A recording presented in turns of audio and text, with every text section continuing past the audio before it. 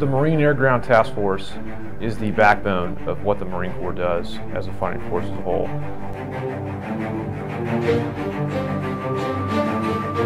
Everything the Marine Corps does, no matter what MOS it is, it's somehow, some way tied to a Lance Corporal kicking a door in a city somewhere.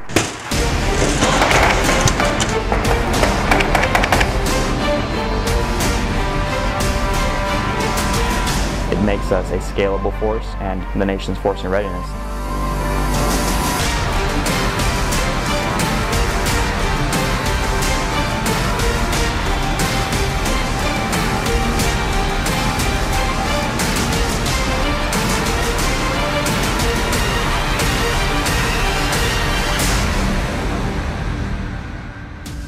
There is nothing that can stop us.